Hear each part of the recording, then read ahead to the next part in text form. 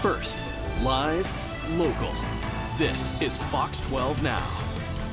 Welcome back to Fox 12 Now. Again, I'm Greg Kimberly. Thanks for joining us. We are live here out of the Fox 12 Oregon newsroom. You know, there are some really amazing events that go on that you can attend, but I can't think of anything quite as unique as the 26th Annual Oregon Divisional Chainsaw Carving Championship, which is taking place right now and through this weekend, and you can attend and watch. We're going to talk all about the event that's taking place in Reedsport right now. We've got George joining us, and thank you, very much for being here to talk all about this. I'm excited to learn more myself.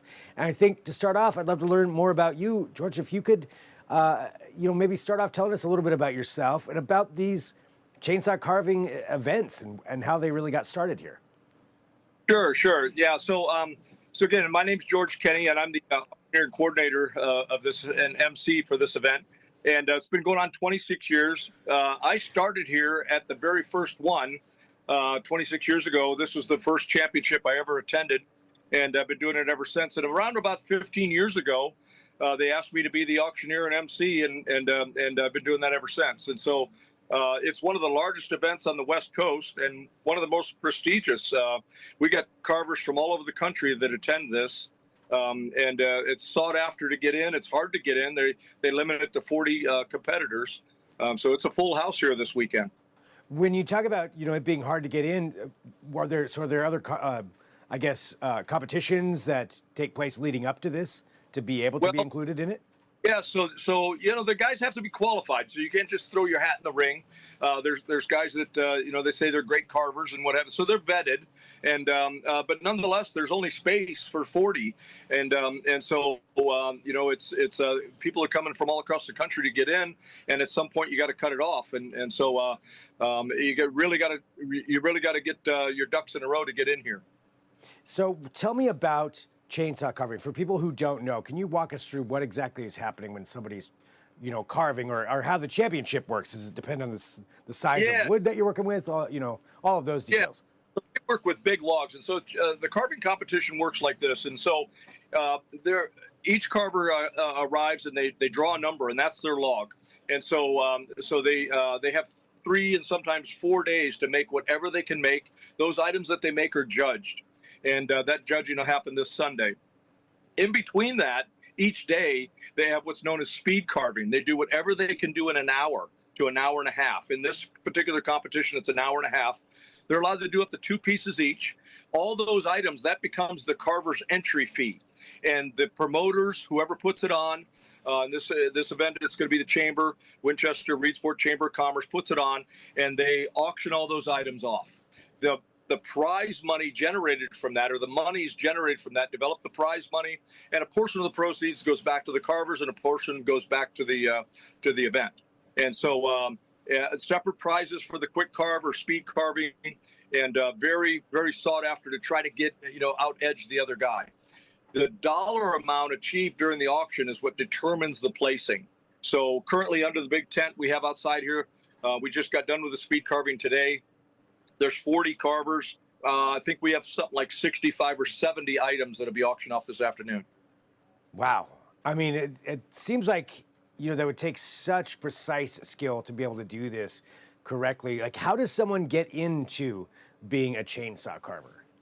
Well, I teach a class, and so most of these guys are self-taught. So I started a school something like 15, 16 years ago, teaching people, because everyone would always ask me, hey, how do I learn? Can you show me? And so a lot of the people that are doing this are self-taught. It takes years to kind of develop some sort of skill to where you could actually produce something. But so I teach a class, and you can learn. And so I don't teach art fundamentally. I don't teach the art aspect. I teach method. I teach how to do it, what they do with it, be it abstract or be it, realistic, or maybe they want to do caricatures. That's totally up to them. I show basically how to use the tools in order to achieve a certain result. So a lot of people will come in and they'll watch an event like this, they get excited, they get motivated. I like the idea that you could take a round log that has no value and then in an hour turn it into something that's tangible and really cool. Yeah, I think that's amazing, what you're able to do with that. For somebody, if someone were to attend the the Chainsaw Carving Championship who hadn't been to one before, doesn't have the eye or really insight into exactly how it's done, what would you say they should be looking for? What would you encourage them to, to really understand as you walk through this? Well, like here, it's very user friendly. I mean, you come to the event. They're all spread out in a big U shape. The quick carve is the funnest part to watch because you're going to be able to see, for example, if you're watching for the main event, those logs are 4 feet, 5 feet across, 8 feet tall, and you might be there all weekend and you're gonna see them make it. However, if you want to watch it being made, the speed carving, which is done every day, 10:30 in the morning, they go from 10:30 till noon. That way you can watch it being made from start to finish. And then you have the opportunity later on in the day to go ahead and buy that item. So it's kind of fun to watch them, how they would proceed. And in today's event, it was really fun.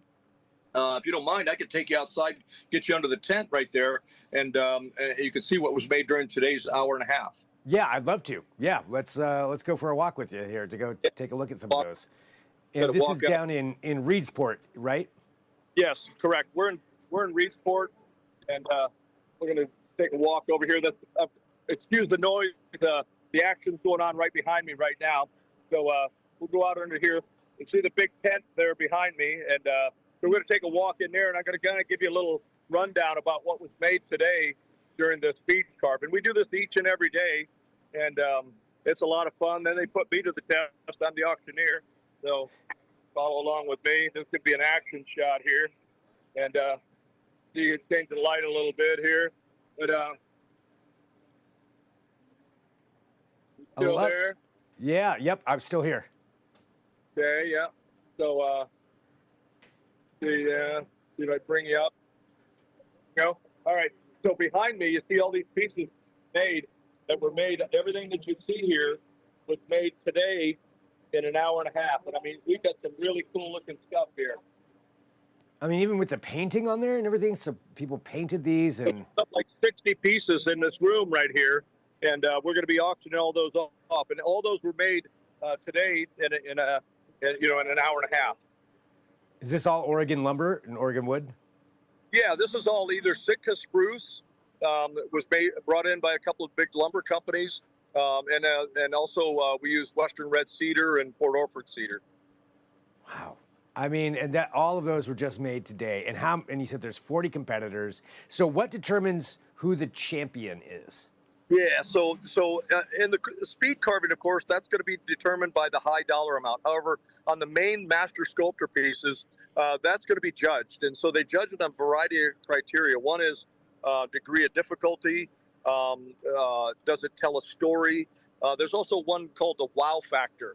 I mean, as you look across the 40 or so different items, every now and then you're going to run across one that makes your jaws drop, right? So in the old days when I was here, and I've been doing this a long time, it was, I mean, you do a big bear, a big eagle, a big sea captain, you're going to be in the money. That's not the case anymore. You got to be, I mean, some of this stuff is just absolutely outrageous. And so you really got to think about what you're going to do. And so, so the judges have their work cut out for them because some of these things, you're going to go everything from something that's fictitious being compared to a school of fish jumping. And so you got to judge based on proportion, degree of difficulty. Like I said, just a standing bear is not going to make it anymore. These guys are going to be, putting everybody to the test. And of course, these carvers they've come from a show. Last weekend, there was an event. The winners of that event are here, and the winners of the previous event are here. So there's many champions up against each other. In this year's event, there's 40 carvers. 16 of them come from more than a state away. So they've traveled we have a competitor here from Vermont. We have them from Kansas, Texas, Kentucky. I mean, they're all over the place. Farthest away, we have one from Argentina, Adrian Boyce. He's here with us. Wow, that's amazing. Yeah. And all taking place here in Oregon, 26th annual Divisional Chainsaw Carving Championship. For people who want to come down and attend, can you let them know? I mean, mentioned, it's in Reedsport, but give them the what, when, where, and how, that they can come and watch. Rainbow Plaza. We're downtown. We're right off of Highway 101, and easy to find. Got several signs outside there, and everybody in town can direct you to it. However, the sign's directing us right to the Rainbow Plaza here, and so and it'll be going on every day. The carvers get here at 7:30 in the morning. The quick carve starts at 10:30. The judging will start after the live auction on Sunday. Sunday's auction is at 2 o'clock, and then the award ceremony is at 4 o'clock. Plenty of time to get down here and enjoy yourself. Get off the beach and brush off the sand. Come on down here and have a good time. Awesome. Well, George, thank you, for joining us to talk about this and sharing, a little bit of insight and actually a view of what's going on down there, and just understand, what a great event this is in 26 years here in Oregon. People from all over the country coming in to do it, and I'm looking forward to seeing more of that artwork and seeing what people come up with. I love that creativity aspect. I have no idea how they do it. That part's mind-boggling to me, but I'm glad they are able to do it. And George, thanks for being here with us on Fox 12 Now to share this. I appreciate it. Thank you very much. Come on down, have some fun. All right.